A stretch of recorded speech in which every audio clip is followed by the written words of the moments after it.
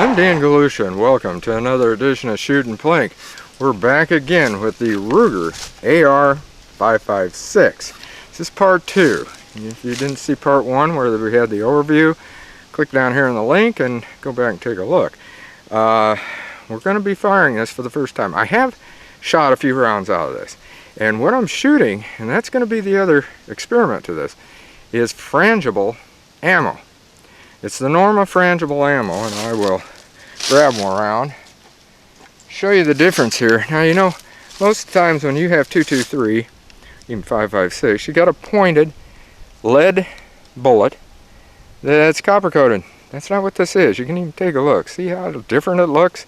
Rounded, what have you. Well, this fragments. I'm not saying it splatters all over. It just plop. I mean, that's it. It's kind of like a Dust Devil BB. It's actually a composite, from what I understand, of tin, tungsten, and copper. And it's injected molding, or they got another one that they call mags. Anyway, they put it together, let's say, and then that's what they have for the bullet. Well, I've loaded some of that. I'm going to put this over here before I lose it. I've loaded, I think, 5 rounds in here. This is going to be fired from 30 yards first. I'm going to go back to 50, and I'm going to fire it there too. But I want to fire 3 rounds first from 30 yards. I've got the AR500 up there. We've got some cardboard, and we've got a block of wood. Now, why have I got all those? Well, I've been asked, how does this frangible work for wood? I mean, will wood stop it, or what? We'll find out. I think I've got this sight in. I hope I have. For some reason, I'm having difficulty with the front sight, getting it tuned in just the way I want it. The tool won't work for some reason. I don't understand it. It's some sort of a glitch thing. I'll probably have to get a hold of Ruger and ask them what's going on. Anyway, it's shooting good enough. And we're going to shoot at that AR500 first. I'm going to load this in. Okay. I'm going to put it in again. Here's something I've already found.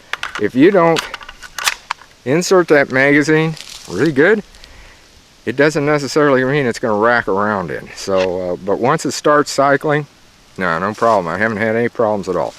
And like I said, we're going to be firing this at all 3 of those up there, and then I'm going to go back and we're going to shoot from 50 yards. So first, let me get you zoomed in. I got to get my Howard light ear protection on here, and then we're going to shoot. Okay, we got our first round in.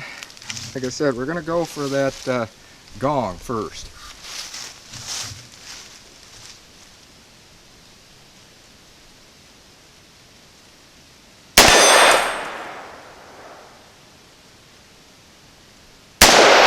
Went for the paper that time. Now we'll go for the wood.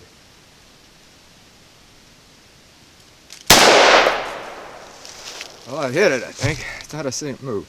Now we're going to go back to 50 yards. I'm going to leave you here, and then we're going to shoot. I'll put this on safety, and we'll fire 2 more rounds up there, probably at the gong, to see what it'll do.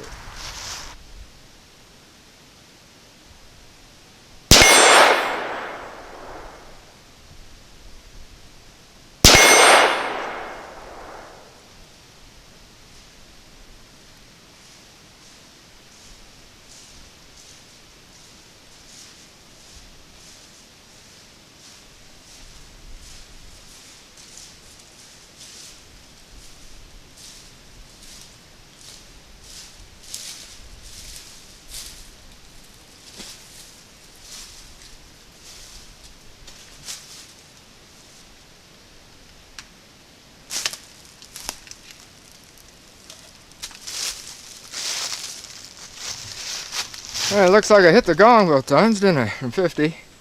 Let's go take a look and see what we've done to all of this. Yeah, let's take a look, see what we may have done as far as damage goes. I fired 3 rounds at this from let's see. Yeah, I fired 2, I'm getting confused here. Fired 2 rounds from 50 and 1 round from 30. That was at the gong. So let's take a look. You know, it didn't really make any difference. It did the same amount of damage on both of them. Over here, the paper, there's one hole. Let me move that. We'll take a look, see what we got there. Let me get you up here. Okay, I want you to see this a little bit better. Let's take this gong down so that you can see that. I think you can see it there. I got a light in my eyes. Right here, now these are the pits that we had from the regular 223 that we'd fired out of the Henry that we'd shot at it. But here these are, and by golly, it pitted both times from 30 and 50 yards. This one, I think, was from 30, and both of these were from 50. So I hit them in the same spot from 50 yards. That's not too bad, not that far from the center, especially trying to get that sight in. But I can see where when it hit, it just kind of flared out. So that's what it did, it stopped it. Now, hopefully you can see this right here. Okay, right here is where it went in. Let's see if we can see on the other side. I would say it didn't go anywhere. Here's the hole. It came out. It did come out here. No more actually than what a 22 would. Nothing really major.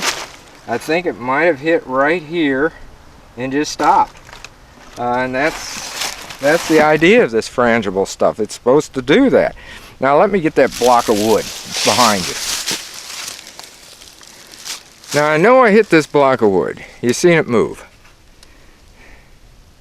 For the life of me, I don't know where. I mean, really. Yeah, I do. I think. It didn't come all the way through. Right here. Here's the hole. Right there. I knew I hit it. And it must just stop somewhere inside. Because this is an old hole back here. It may have come on out. Let's see, here and here. In fact, I think right here, this was an old hole. That's what I got to look at. This is an old hole. This is the new hole. Much smaller, flattened out, smaller back here. It did come on out the back, right down here. Not here. That was the old one. Right there. And I don't really think it must not went much further than that. It was done. So the frangible evidently does work, but it does do damage to the AR500 targets. And that is a 550, by the way, that I've got right back here. Down here, I should say. I'm sitting on it. That is an AR550. And it still did some damage. Now, whether that make it ring target just isn't hardened properly, I don't know. It says 550. It says 550 on the back. Could the company got them mixed up? Again, I don't know, because I don't know how to test the hardness of it. But the gun itself, as far as the shooting and that goes, I mean, it cycled the ammo good. We are going to have more videos where we're going to be firing other brands, other types, regular ammo, and I'll be shooting the, as I always do, the torture test, as I call it, where we'll load several different types into one magazine and then fire them through. But that will be another video.